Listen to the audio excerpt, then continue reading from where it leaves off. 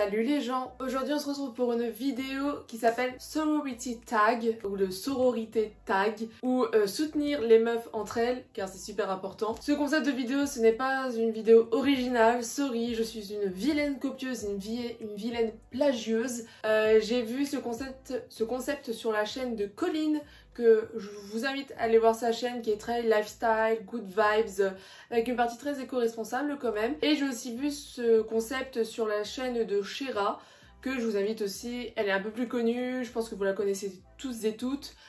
Et je vous invite à aller voir sa chaîne. Le but de cette vidéo c'est de mettre en avant les femmes sur YouTube ou Instagram, les youtubeuses et les créatrices de contenu qui méritent plus de visibilité, pourquoi elles nous inspirent et tout simplement pour se soutenir entre nanas car on n'est pas là pour se tirer des balles dans le pied. Alors moi j'ai fait une petite liste sur papier à l'ancienne parce que mon téléphone me sert actuellement de caméra. Un jour j'aurai assez de YouTube money pour m'acheter une vraie caméra.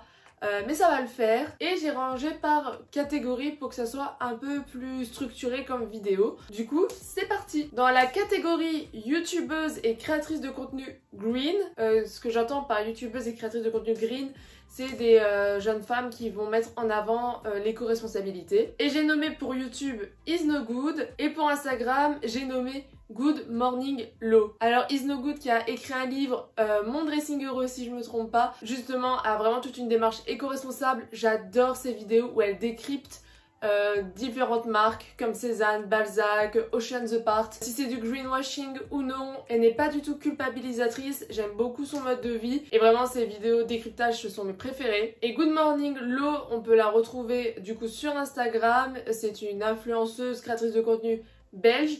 Et justement, elle parle de solutions éco-responsables et elle fait aussi du décryptage de certaines marques, notamment en story quand on lui demande qu'est-ce que tu penses par exemple de H&M.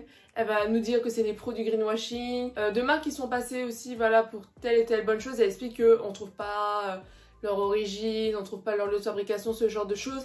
Elle nous montre vraiment l'envers du décor et c'est pas que de l'argument marketing. J'adore sa spontanéité, elle se considère pas trop comme une créatrice de contenu mais elle en est totalement une et pour moi c'est deux grandes sources d'inspiration pour un mode de vie plus responsable et comme toutes les femmes que je vais vous citer, je vous invite à les suivre. Évidemment en barre d'infos vous allez avoir tous les réseaux sociaux des jeunes femmes que je vais citer. Et il y en aura des plus ou moins connus. Dans la catégorie inspiration mode, évidemment, il y a plein de jeunes femmes que, d'un point de vue mode, j'admire beaucoup.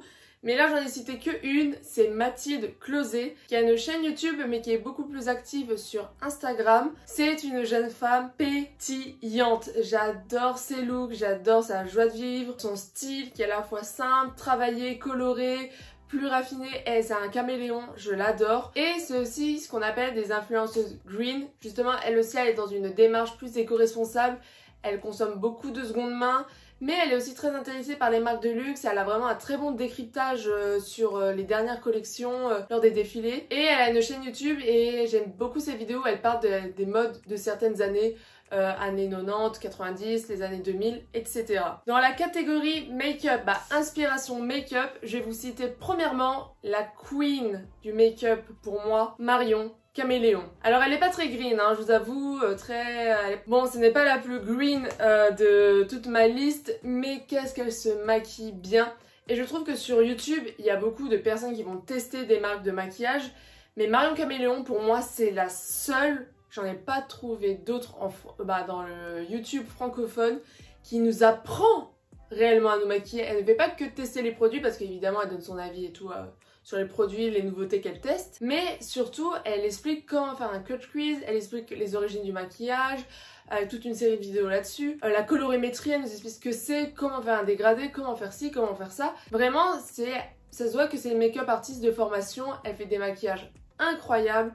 Et elle m'inspire beaucoup là-dessus. Bon, aujourd'hui j'ai un maquillage un peu plus simple, mais quand je fais mes make-up plus travaillés, vraiment c'est elle ma source d'inspiration. Et en deuxième youtubeuse que je vais citer, qui vient de ma région, en plus de la Lorraine, c'est Heyo Coralie. J'ai même acheté sa palette, on peut voir le packaging derrière. Heyo Coralie, j'aime beaucoup ce qu'elle fait. Elle est moins dans le pédagogique comme Marion Caméléon, mais j'aime comment elle teste les marques de make-up à trouver des bonnes marques de bonne qualité pour peu cher.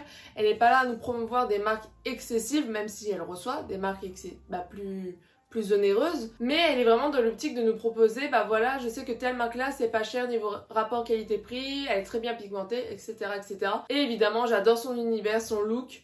Et félicitations pour sa collaboration avec Beauty Bay. Dans la catégorie sauveuse de cheveux, parce que ceux qui me suivent sur Instagram le savent, j'ai pas une phase facile avec mes cheveux. Et ces deux influenceuses, créatrices de contenu, youtubeuses, appelez-les comme vous les voulez. Oula, appelez-les comme vous le voulez, c'est bien plus français comme ça, Léna. Je les appelle les sauveuses de cheveux. C'est la petite Gabi et Nina Turel. Nina Turel, je la suis plus sur TikTok. Et ces deux femmes ont un peu sauvé ma crinière en faisant découvrir notamment les secrets de Loli.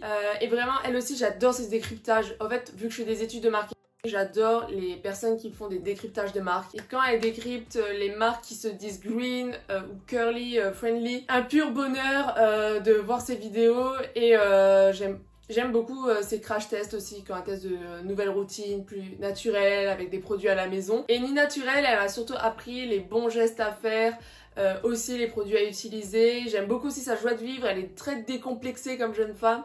J'aime beaucoup ce que ces deux femmes font et merci d'avoir sauvé un peu mes cheveux. Ma transition capillaire n'est pas terminée, mais grâce à elle, je vois déjà le bout du tunnel. Dans les aspirations réussites, j'ai nommé l'unique, la grandiose, l'incroyable, Léna Situation. Quand je tourne cette vidéo, elle a été là au Festival de Cannes. Elle a écrit un livre qui est devenu un best-seller, qu'on l'aime ou qu'on l'aime pas.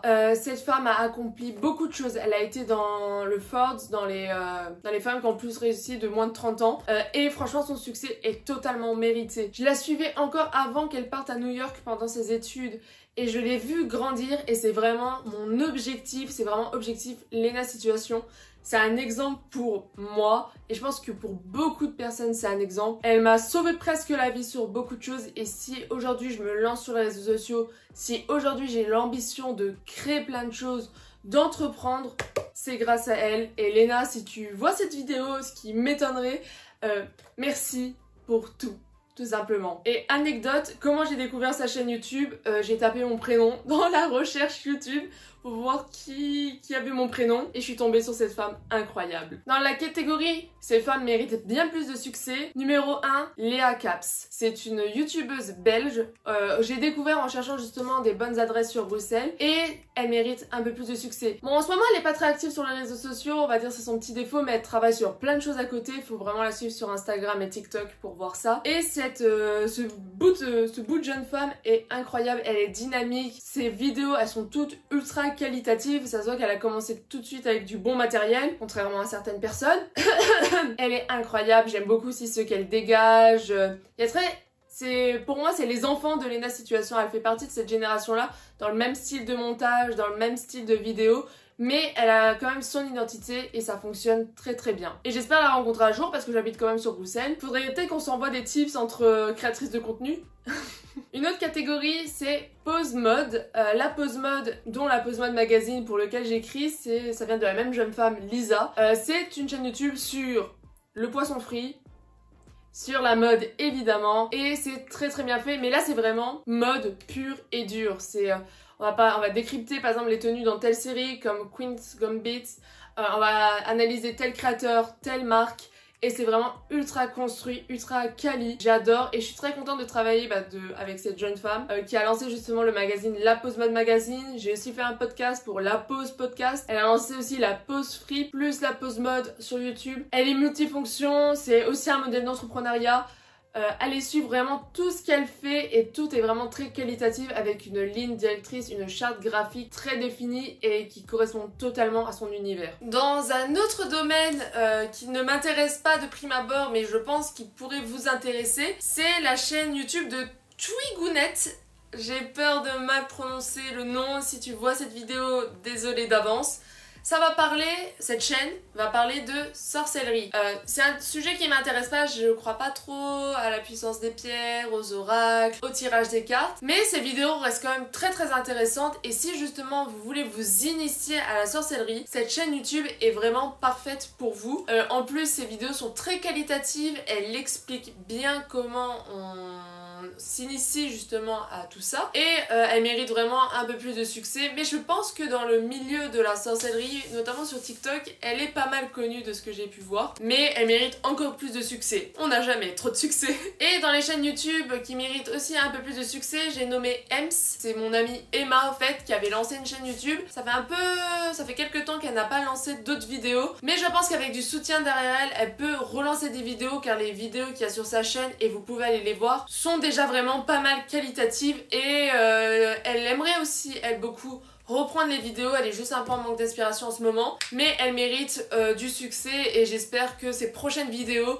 seront vraiment à la hauteur de ce qu'elle espère et j'espère que vous serez nombreux et nombreuses à la suivre. Dans le domaine inspiration lifestyle, j'ai nommé Des Vibrations. Ça fait très récemment que je l'ai découverte et j'adore ce bout de femme. Elle est incroyable, j'aime beaucoup son mode de vie, ce qu'elle dégage. Elle parle de body positivité et elle propose un mode de vie sain et avec un développement personnel assez intéressant, sans mettre la pression. Elle n'est pas culpabilisatrice sur la manière dont on doit manger, faire du sport, parce que moi je suis pas du tout sportive, il faut vraiment que je m'y mette quand même.